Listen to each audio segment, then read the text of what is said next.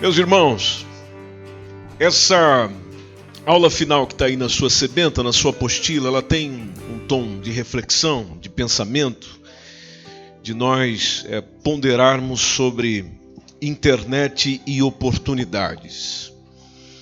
Se você observar aí na página final da aula 4, diz que nós somos plenamente conscientes do mal que a internet tem feito, mas nós também precisamos ser igualmente conscientes do bem que ela pode fazer.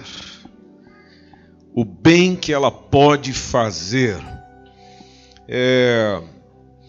Diz o texto, se Jesus nos chamou para ser sal da terra e luz do mundo, por que nós reclamamos daquilo que o mundo promove? Mas como igreja a gente se acovarda do que a igreja deveria ser no mundo. Então, o slide aí diz que existem mais de 4 bilhões de pessoas que usam a internet ao redor do mundo. Bom, nos cálculos que nós temos das estatísticas de habitantes no globo terrestre, nós chegamos à cifra dos 7 bilhões, correto? Então, desses 7 bi, nós temos 4 bi que estão usando a internet o tempo inteiro. Usando a internet a todo instante. Então, são 4 bilhões, tomando o contexto de internet, são 4 bilhões de pecadores digitais. É gente que está precisando do evangelho. E essa proporção vai crescendo, vai sendo acrescentada a cada ano. Então, a universalidade da internet não nos deveria mover para o medo dela, não, muito pelo contrário. Deveria nos mover para poder utilizá-la ao máximo possível e reclamarmos tudo isso como meio para a missão e não um atrapalho para a missão.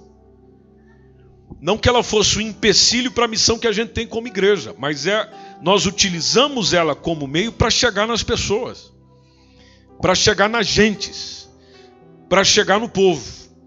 Então reclamamos do mal digital, me preocupa quando nada fazemos para transformar o mal em bem, e é como disse recentemente, se você tem tempo para reclamar de alguma coisa, então você tem tempo para mudar isso. Em vez de usar o tempo para reclamação, por que não usa o tempo para a transformação? Foi dito aqui, por exemplo, dos malefícios que a gente encontra precisamente no aspecto doutrinário na internet. Pastor Jorge acabou de nos dizer. Ou seja, na internet nós temos muitos erros, e até está colocado aí nessa aula 4, como vírus doutrinário. Entendeu? Tem. E você não precisa se esforçar para encontrar. Mas ao mesmo tempo também tem gente com consciência cristã, apologética, e gente que se esforça, se esmera, se aplica para colocar um conteúdo acertado, para colocar um conteúdo segundo o evangelho.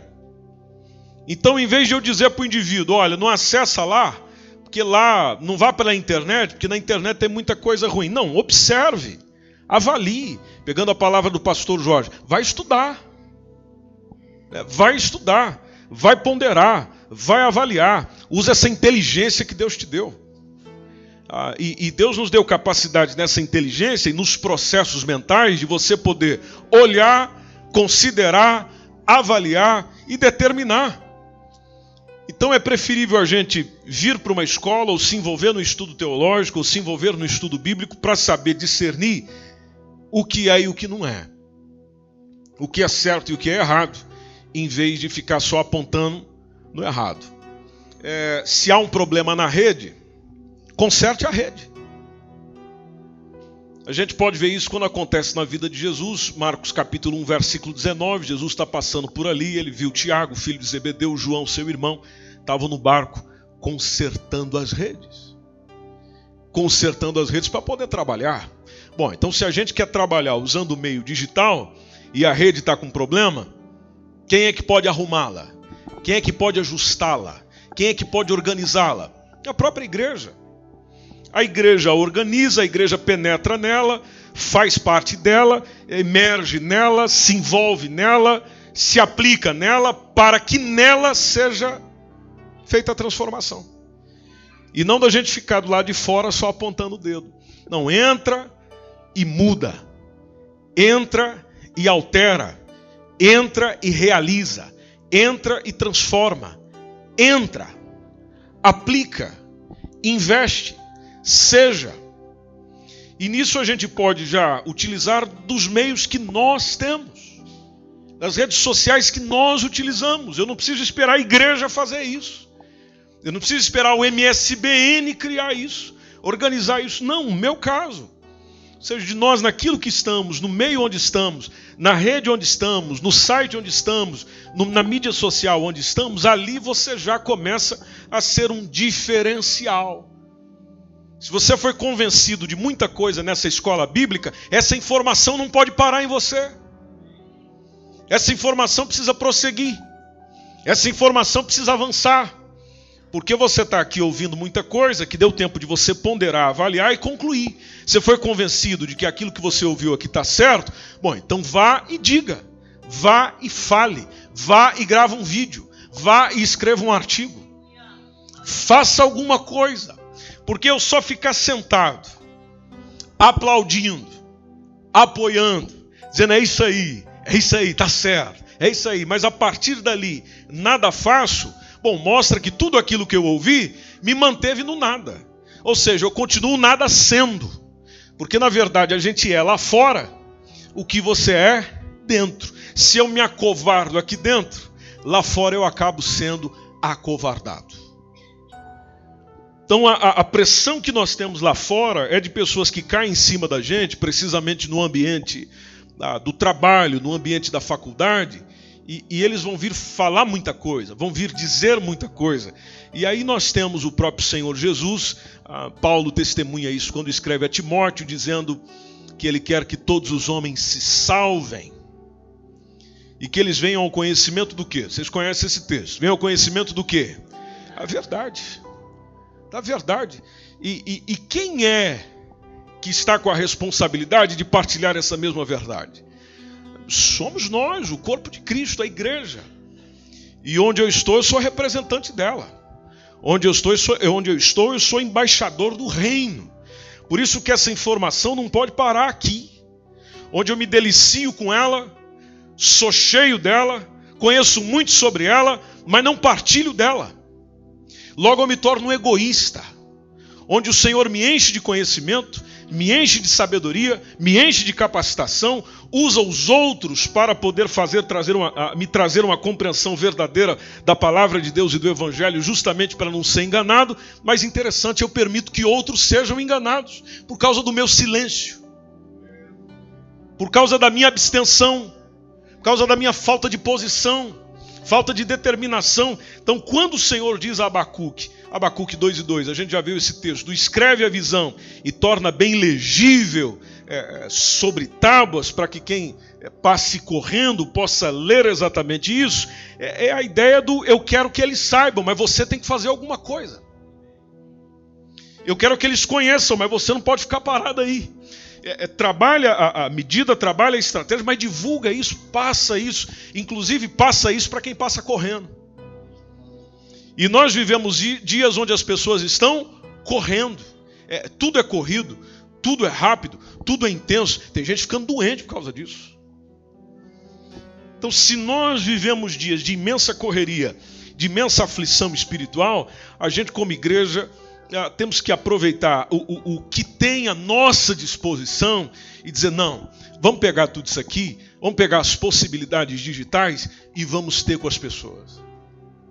Elas não estão no nosso templo, elas não estão nas nossas reuniões de oração, elas não estão nessa escola bíblica, elas estão lá fora esperando o que eu vou dizer, o que eu vou digitar, o que eu vou falar, o que eu vou apresentar. Evangelismo em massa a gente deve fazer, evangelismos, campanhas evangelísticas devemos promover, só que tudo isso, quando a gente pensa em fazer isso, exige muito recurso financeiro, recursos humanos. E interessante, eu tenho ferramentas gratuitas na minha mão. Nós como igreja temos ferramenta gratuita na mão, onde você consegue desenvolver sentado no sofá da sua casa. onde você consegue desenvolvê-la sentado no seu escritório. Ou na rua, como a gente viu naquele vídeo, do indivíduo tomando o cafezinho dele. Então veja o que diz o slide. Deus tem uma mensagem para as pessoas. Deus tem uma mensagem para as pessoas. Só que toda mensagem é dita dentro de um tempo, é dito dentro de um espaço, e é aqui onde a gente vem entrando, conforme diz o fator Abacuque. O que seria o fator Abacuque? Transmitir uma mensagem dentro do tempo e dentro do espaço. O tempo, porque o pessoal está passando correndo. Espaço, porque é onde elas estão. Voltando para a revista, diz que o chamado da igreja para a era digital não mudou com o tempo. Marcos 16:15, na era digital, pode ser cumprido com perfeição. E o que é que diz esse texto? Só ide e façai o quê? Pregai o evangelho. Bom, como é que a gente pode ir por todo mundo hoje? A internet, o meio digital não possibilita isso. Veja, ele pode ser cumprido hoje com perfeição, só que é como está dizendo na apostila, é preciso ter consciência. Nós precisamos nos conscientizar constantemente disso, porque muita coisa do que nós ouvimos aqui nós vamos esquecer. Muita coisa do que nós aprendemos juntos aqui é capaz de no meio da semana ou fim de semana que vem já passou. Não passará se eu fazer com que isso seja uma ação consciente, regular na minha vida. Agora, não só consciência, é necessário ação. Porque o que adianta eu estar conscientizado daquilo, mas não agir de acordo?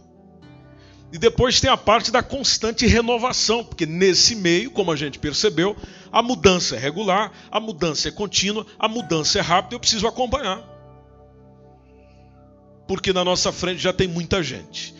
Então o mundo nunca teve tão conectado com as mídias virtuais eletrônicas, nunca teve como estar, e nós já percebemos desde a primeira aula que a cada ano que passa, a cada mês que passa, mais avançado estará. Eu e você, estamos preocupados com isso ou não? Eu e você olhamos para essa realidade e dizemos, eu preciso acompanhar isso, eu preciso aproveitar a oportunidade, eu preciso surfar na onda. Eu preciso aproveitar esse momento do mundo, essa realidade do mundo e dizer uma mensagem. Dizer mensagem. É como está escrito bem no finalzinho aí da aula 4. A igreja tem mensagem, a igreja não tem discurso. A igreja não passa só uma ideia, a igreja não passa ideal. A igreja passa uma mensagem verdadeira, de vida, de paz, de salvação, de consolo, de conforto, de bênção. Sendo a igreja responsável por isso, a gente pode até ver no slide, nós trabalhamos com um processo de informação e de formação. Então nós informamos as pessoas sobre Cristo, missão evangelística da igreja, e formamos as pessoas em Cristo, missão discipuladora. Bom, nós percebemos na aula de número 1 que informação é instantânea. Na informação não existe comunicação, você informa e já está. Agora, quando a gente trata no âmbito da formação, então a formação leva mais tempo. Por isso que ir para o meio digital não quer dizer abrir mão do contato pessoal. Porque essa confusão a gente também não pode fazer. Nós imaginamos que envolver no digital vai fazer com que a gente se distancie presencialmente. Não precisa ser assim. Aliás, nem há necessidade de o ser. Porque havendo adesão à mensagem, havendo aceitação à mensagem, a igreja tem que procurar se aproximar para um acompanhamento presencial, onde o digital é utilizado, mas ele não é o primordial. Ou seja, existe um acompanhamento presencial, uma proximidade para haver um discipulado, que discipulado é formação. E o melhor discipulado não é aquele que eu chego e estudo lá com a pessoa uma revistinha das doutrinas bíblicas fundamentais. Discipulado é caminhada. Discipulado é estar junto. Discipulado é partilhar das experiências. Se fosse assim, o Senhor Jesus podia chamar os 12, faz umas aulinhas com eles ali e já está. Entrega um diploma para todo mundo e está aí, você é discípulo. Vai e me anuncia agora. Não foi assim. Foi caminhando junto, acordando junto, dormindo junto, andando junto, chorando junto, curando junto, realizando junto. E isso é que é discipulado, isso é que vai formando o caráter de Cristo no outro. A gente aprende a caminhar com o outro. A criança vê, por isso que ela tenta caminhar. A criança observa, por isso que ela tenta fazer igual. Aliás, tem uma propaganda na internet. Crianças veem, crianças fazem. Ela imita o que o outro faz. Ela copia o que o outro faz. Discipulado lembra isso. Ou seja, as pessoas vão imitar o que nós estamos fazendo. Então, o digital não quer dizer livrar-se do contato presencial. Não, de forma alguma. O digital é para chegar lá. Chegando lá, a gente se junta.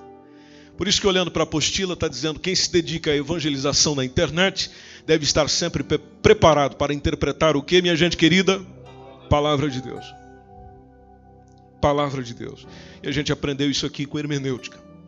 Interpretar a palavra de Deus. Por quê? Porque a internet é um universo infestado de vírus doutrinário. Quem conhece não será enganado.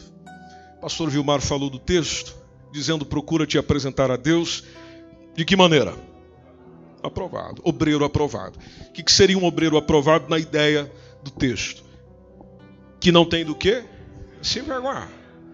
Não tendo do que se envergonhar, ainda tem mais uma característica: que maneja bem a palavra da verdade. Então veja o que diz o texto. Nós podemos ir curando as redes. Nós podemos ir curando o meio digital. Para que essa ferramenta seja um meio de chegar à cura dos doentes que estão por detrás dela. E tem muita gente doente por detrás dela.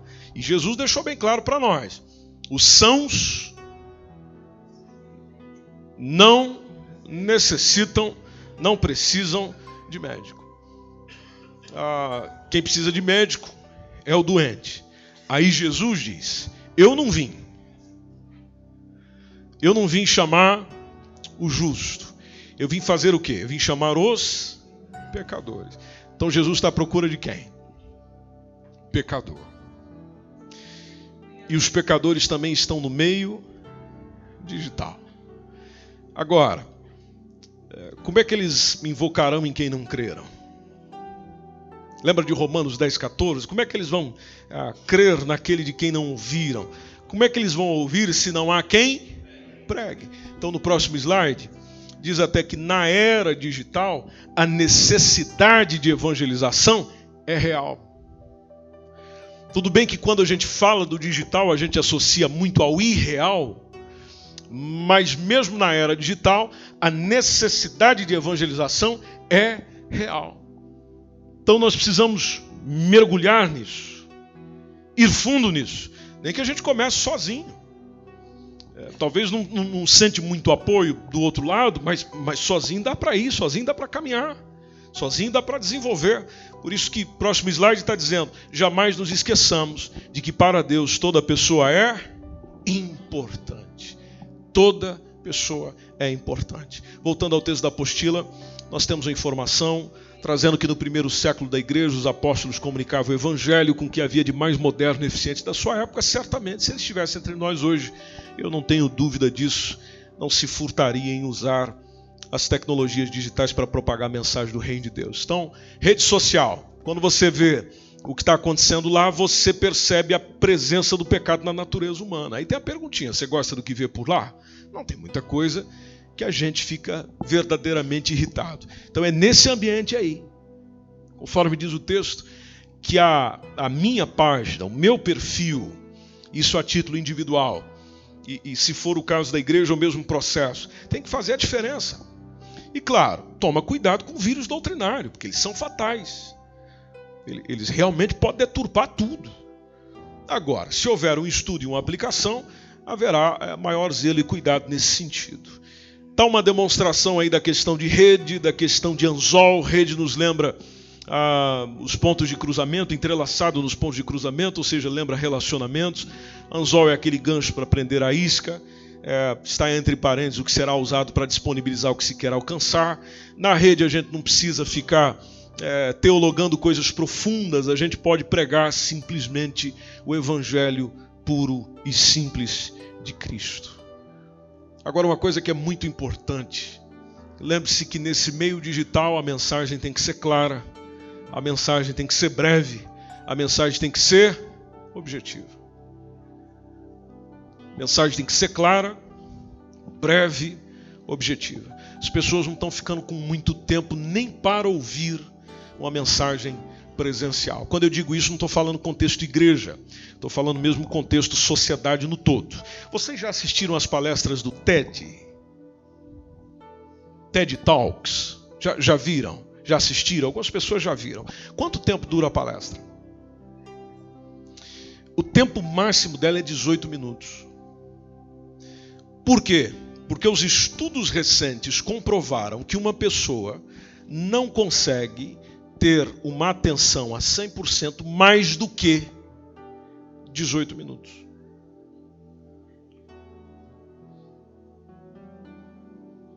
E faz sentido. Por exemplo, nós aqui, professores, estamos com vocês em cada aula com um período de 50 minutos. Você sabe que numa aula ou outra, teve um tempo que você teve que distrair. Você teve, só um pouquinho, meu irmão, você teve que olhar para alguém, você teve que olhar para o telemóvel, você teve que, talvez, fazer o contato com alguma coisa, teve que haver uma distração. Ainda mais nós aqui nesse calorzão aqui dentro, a coisa fica mais tensa ainda, fica mais complicada ainda. A mente começa a viajar, tem gente que começa a fechar o olhinho. É ou não é? É o que acontece aqui. Ou seja, então avaliando isso, vendo isso, eles perceberam que como é que a gente faz para ter a atenção de uma pessoa a tempo inteiro, até quando ela aguenta? 18 minutos. Por isso que a palestra não dura mais do que 18 minutos. Você vê a plateia do TED, está cheia. E vai muita gente grande falar lá. Está tudo disponibilizado na internet também. Só que lá está, jogo rápido. Por quê? Porque eles entendem, perceberam que se nós quisermos que a pessoa esteja 100% naquele tempo, máximo 18 minutos. A gente aguenta fazer uma pregação menos de 18 minutos? 18 minutos é só introdução. Tem gente que fala 1h30 e ainda olha para nós e diz, e eu só introduzi. Só introduzi. Diga lá, meu irmão. 18 minutos e só aproveitando para a máxima atenção. Máxima atenção. Antes da distração. Se houver, já é pouco tempo. E nesse pouco tempo, às vezes, o telemóvel é para lá e para cá, ou seja, 18 minutos vira. É ali, é focado naquilo. Fico 18 minutos focado naquilo. É o que uma pessoa aguenta. Então, se eu quiser desenvolver um ministério interessante por lá, é ser direto, é ser incisivo, é ser preciso, é ser claro e é ser rápido. Quanto mais rápido, melhor. Agora, nós vimos um vídeo que é possível, em alguns minutos, expor eficientemente o plano da salvação. O que a gente precisa é começar a trabalhar a ideia em nós. E conversar mais sobre isso. Porque as conversas geram mudanças. Pastor Reginaldo falou aqui um negócio interessantíssimo. Ele falou que se a gente mudar a mente, o que é que muda? A maneira de pensar muda a nossa vida. E como é que a gente muda a maneira de pensar? Foi a pergunta que eu fiz ali. A resposta que veio inicialmente é conversando. Já percebeu? Conversas mudam pensamentos. Pensamentos mudam a vida. Então por isso o tom de conversa na internet é importante. Porque eu não estou pregando para um público. Eu estou falando com alguém especial. E nesse falar com alguém especial eu posso otimizar esse tempo. Posso incluir um apelo. Posso incluir uma oração. Então se ou acontece com muitos de nós, se a gente está com dificuldade, e pode acontecer por uma questão de temperamento, hábito, formação, enfim, tem muita gente que tem dificuldade de falar com pecadores reais. Bom, então minha proposta para você é fale com os pecadores digitais.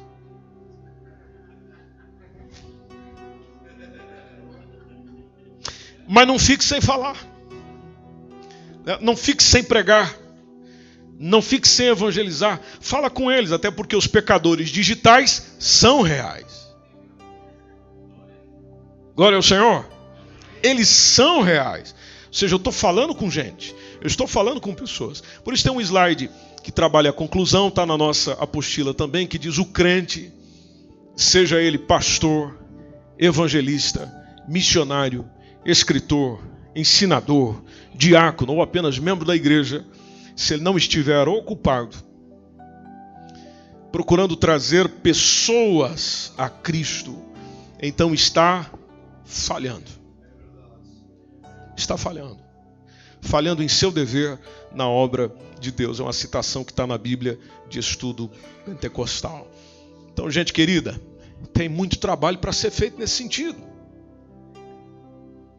Tem muito trabalho para ser feito nesse sentido. A gente pode ser a Bíblia para quem não tem.